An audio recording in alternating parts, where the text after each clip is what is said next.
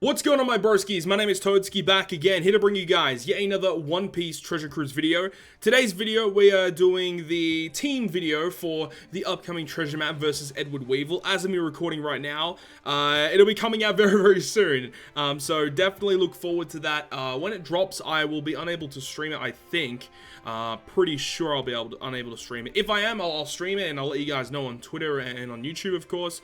But I'm really looking forward to this treasure map. It's going to be interesting. And definitely, you know, this character is worth farming for. If you guys haven't seen the preparation video where I go through all of the bosses in greater detail, make sure you go ahead and check that out. I also go through what the character does, Edward Weevil. He is so good, and he's one that you don't want to miss, because this is very important for global. This character, Edward Weevil, is going to be boosted in the upcoming Kizuna battle, which is going to be coming out at the end of October or the start of November. During that period, probably during November if I had to guess, and that Edward Weevil is very useful for that fight. And you know, he's very easy to get. We have an intrusion battle in this treasure map, which means that farming for the 1 million points is significantly easier compared to the Japanese version of the game. And on top of all that, our boosted list has more depth. There are many more characters that you can build with for this treasure map. So let's go ahead and jump into it. So we have 6 different teams we have to build for. The team for Law is a little bit ambiguous, as we don't really know what Law does. We don't know his boss gimmicks, but for that treasure map boss, I will be using my Weevil team just for the most points possible. So let's start off with that one, because we can easily build that one. Obviously, I do have Marco, Kizaru, as well as AO, so that is going to be very useful. Actually, can I zoom in? Might make it a little bit easier. I don't want to be too cramped. Okay, that might make it a little bit easier for you guys to see what's going on here. Now, for the other 2 characters, I don't have that Mihawk, but I can put this Zoro in because he's a 1.5 times point booster, which is really good. And for the final character, I will leave that for now, but it's definitely going to be a 1.35 point booster that I'm just going to chuck onto this team. It really just comes down to the other teams and what characters I'm still missing, but already at a 25 times point boost, going to be very good. Let's go ahead and organize this team right here, because I'm just going to be using this team for the most points possible. And depending on what the boss does, from there we can edit the team and add characters that we want. Because remember, the Law is an intrusion battle. The characters you use on the intrusion battle do not overlap with the rest of these teams. You can use any character whatsoever without it hindering your other team builds, which is really good. So basically just run your highest point boosters that you can that is able to beat Law. When this treasure map comes out, I will upload a video of me going through this treasure map, including what Law does. So definitely look forward to that one. So against Buggy, I actually have a little bit of an infographic here, so I can actually have a look at what these bosses do without having to, you know, get too confused. But Buggy's very simple. He just has a barrier, and as the picture would suggest on the Japanese version, V1 Big Mom is going to be a pretty good call here. And then at this point, because Buggy has such a low HP threshold, with Big Mom's enrage ability that can bypass barriers, that's going to be more than enough to KO Buggy, even without any special effects. So at this point, we can just run full point boosters for as many points as possible. So from this point, we can really move on. So against Kuma, Kuma's an interesting one because he has all poison resistance, but he has resilience, which is the really annoying thing about him. So you can't use any poison effects to bypass that resilience. You can use a unit that does end of turn damage. There is a boosted unit that does end of turn damage, but it's really annoying. Or you can use a resilience remover. There are 2 at the top of my head in terms of characters that can remove resilience. Raid Barto, but he's a very high cooldown because only his stage 2 special removes resilience, and also limited rare recruit Pudding, which not many people would have. But the really annoying thing about Pudding is that if you have a full team of 6 driven characters, you will manipulate orbs, and you don't want to manipulate orbs because he will make, for 6 turns, type slots count as negative. So you don't really want that either. So it's a really annoying boss fight. However, even though Smoothie and Oven are a really low point booster, I will use them on the team to try and get through as fast as possible, just because of the fact that I have such a really high point boosting team against Weevil. I think that having a little bit of a lower point boost against Kuma really won't hinder us too much. Now, this character is a powerhouse character all round, so I want to be running Sanji and Judge as the captain because, I mean, they're the best powerhouse captain in the game, arguably. And then at this point, we can run higher point boosters here that are powerhouse. I don't have this Sanji and Pudding character, but I think for now, like, this is more than enough to KO. I don't think that's going to be too much of an issue. The really good thing about this character as well, the Smoothing Oven, is that with their switching effect, they make orbs beneficial, and then when you activate their special ability, they will shuffle your orbs around. Now, orb shuffling you don't really want to do, of course, because with Kuma, with his orb shuffle mechanic, he gives you those native slots, but if you've already got a beneficial orb enable, then it completely ignores this. So having Smoothing Oven is really good. It's annoying that Smoothing Oven is not a very, very high point booster. I feel like Smoothing Oven should have at least been a 1.2 times point booster for this treasure map, but it is what it is, and definitely having that is fine. If I didn't have Sanji and Judge, you could definitely run Cracker as the captain, you could run Katakuri as the captain, you could run, actually you can't run this Smoothie because of Smoothie and Oven, of course, but Coliseum Katakuri is a very good powerhouse captain if you were looking to build something similar to that. And going back to Buggy, just very briefly, like, if you don't have Big Mom, you can just run barrier penetration characters. Buggy doesn't have much health, so barrier penetration is just going to win instantly with that. Now, Hancock is the interesting one, because Boa Hancock is probably the most annoying boss out of any treasure map like that we've seen for a while. So she gives you 7 turns of blind, 3-turn special bind. Now, this is actually incorrect. She actually will randomly select 3 characters. It can include your captains as well, and they get special binded for 3 turns. You get 4 turns of paralysis, random slot conversion, and all your beneficial effects are removed. So you can't carry buffs into the final room unless if you have some sort of special ability that, you know, after a certain amount of perfects, you get a buff, which is why V2 Zora is really good here. Now, the way that I am thinking about getting around this is building a slasher team. So the way that I was thinking about it was utilizing this Coliseum Brook. Now, Coliseum Brook is really good for Mihawk because he does death damage that is int. However, the really annoying thing is about Hancock is that on stage 6, I believe there are some mob characters that have barriers, and they're just really annoying to take down. So Coliseum Brook has a special ability that does damage that goes through barriers, and it's fixed damage as well. So having that Brook to use his special ability prior to reaching that final boss room is going to make the run just a little bit faster. Now, in terms of the other slasher characters that I am thinking about bringing, we definitely want to start dipping into this pool here of the 1.35 point boosters. But I guess briefly moving over to Mihawk, because I have a fair idea of how I want to take on Mihawk. I definitely want to be using V2 Fujitora, because Mihawk gives you an effect, where is it? 9-turn chain coefficient reduction. So having a chain lock is very useful there. His special ability, when he is the captain, you get a full board of orbs and you get a chain lock. So we definitely want to be running slashes against the Mihawk team. So I think V2 Fuji's a pretty good choice. Let's go ahead and run this as well. We could I think we want to keep them. Well, definitely having the strength slashes are going to be useful. We got a chain lock, we got all boost and a type boost.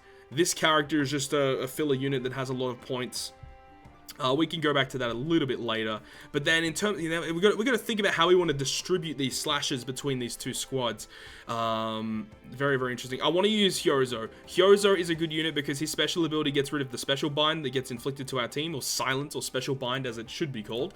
And he also gives us some matching orbs as well. He does remove blindness as well, which is very good against Boa Hancock. So Hyozo is like the perfect unit to run. But remember, you are paralyzed as well, which I think this guy actually gets rid of.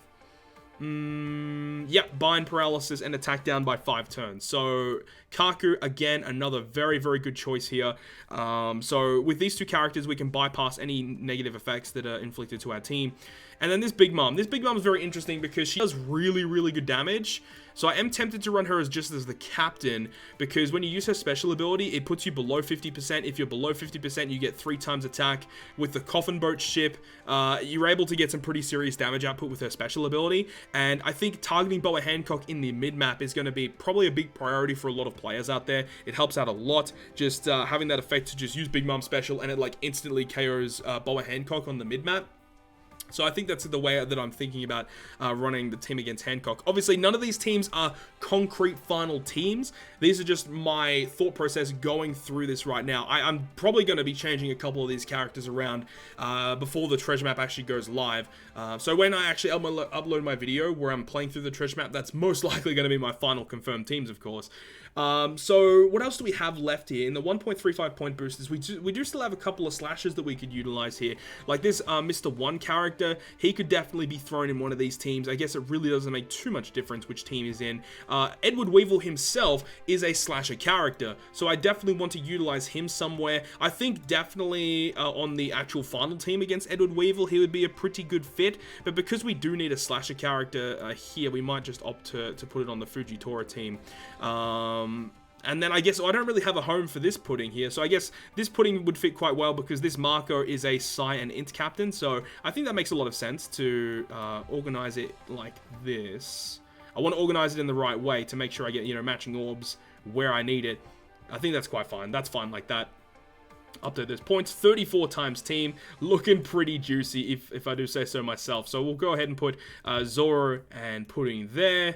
34 times. Looking really good. Okay, so now getting back to this. Now, I have this Big Mom. Now, this Big Mom would be nice to put on the team. The unfortunate thing is that she's a striker powerhouse. Doesn't fit on a... she's a striker driven, sorry. So she doesn't really fit on the Kuma team. She doesn't fit on the Mihawk team. And I can't put her on the Buggy team because... she's Big Mom, so that doesn't work. I can definitely put these characters on there, though, for some extra points. That would be pretty nice. Getting some extra points there. And then we've pretty much used all the point boosters that we can. I mean, this Big Mom would be nice to fit on the team. I could still put Big Mom on the Mihawk team just to add a little bit more points, though I feel like, overall, it's probably not the greatest of ideas. And at this point, slasher characters, we could just put Legend Brook. I think Legend Brook would be fine, just for a filler character. And then for the Kuma team, we want to put some powerhouse characters. So let's put in Legend Cracker because he is just freaking awesome. I love Legend Cracker. Though the thing about him is that you can't use his special ability because he does orb manipulation, which we don't really... oh, but then again, we do have this, we do have Smoothie and Oven, so I guess it's not really a big deal. Not really a big deal. Then again, we could just run this Katakuri, which will give us beneficial orbs no matter what anyway, so that's actually kind of useful.